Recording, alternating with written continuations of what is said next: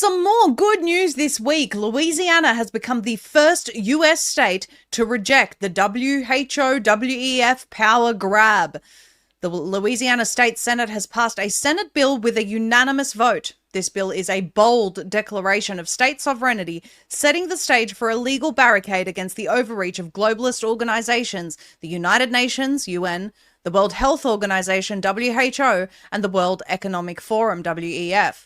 Senate Bill 133, co-authored by Republican State Senators Valerie Hodges and Thomas A. Presley, as well as State Rep. Kathy Edmondson, aims to ensure that these international bodies have no jurisdiction or authority within the state's boundaries. The bill states, the WHO, UN, and the WEF shall have no jurisdiction or power within the state of Louisiana.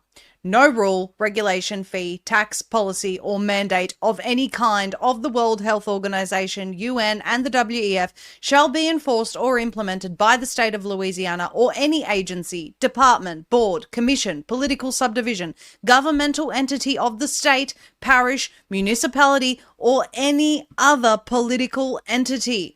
The proposed legislation is a response to what some state legislators view as overreach by these organizations into American sovereignty and personal freedoms. Senator Hodges, representing District 13, spoke to Blaze News about the bill, stating, "We have watched a horror story unfold in front of us, as time has shown that the recommendations and coercive regulations from outside organizations such as the WHO have harmed hundreds of thousands of Americans."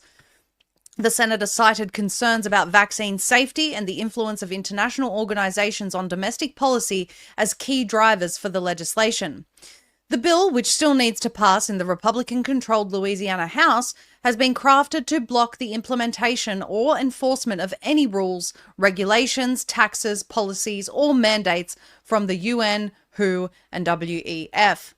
The Gateway Pundit previously reported that the WHO proposed a global pandemic treaty, which includes a provision for mandatory universal digital passport and ID system. We've also spoken in length about this on this broadcast. It's not just the treaty as well that we need to be concerned about. It's the international health regulations, which were initiated by Biden, the amendments to those regulations, in which the WHO initially proposed that they would erase human rights, dignity, and fundamental freedoms from any of their future pandemic response considerations. Now, that is extremely alarming language, and of course, no one should want any association with this organization following those statements, even though they were later retracted.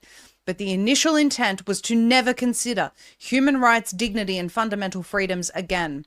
So Louisiana is doing a fantastic job here.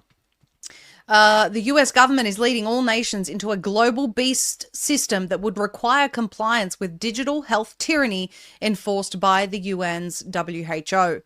As reported by Leo Hohmann, the Biden regime was pushing the amendments. This is what I just mentioned before. Even a public health emergency of regional concern would have triggered the WHO's authority to step in and enforce rules on things like mask wearing, social distancing, lockdowns, even vaccines, of which Big Pharma always has a new one at the ready, could be mandated by the UN agency headed by the corrupt Ethiopian communist Dr. Tedros.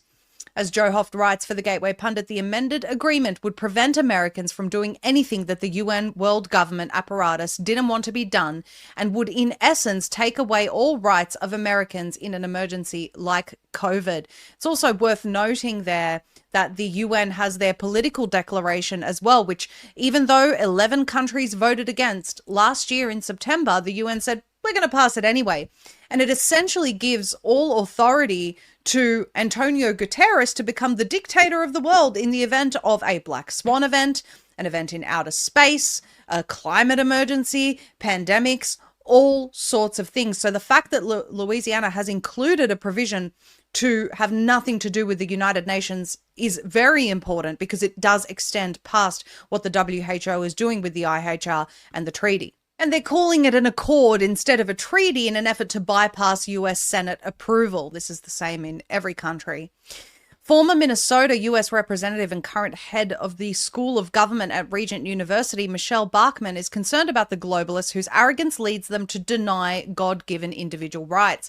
In an interview with Joe Hoft last year, Bachmann said, "People sense that there is something seriously, drastically wrong, and that something is that you and I, and people across the world, are losing their freedom and their authority to make decisions. What we are seeing is that our choices are being taken away from us. As a matter of fact, we are being punished for choices. We are being censored for choices. We may not have the freedoms in the very near future that we enjoyed even 5 years ago and 10 years ago. We're seeing that not only in the US, but globally. Today, there is a threat of global domination. It seems to come from global institutions, but also from people who have more wealth than people who have ever seen before in the history of man. They're planning another pandemic right around the corner. Of course, the pandemic is just a pretext for control, and this is why we are incredibly encouraged by the state of Louisiana, and we hope that other states in the United States and countries worldwide follow suit. It is very easy to exit the World Health Organization and the United Nations. If your countries are telling you that it isn't, they're lying to you.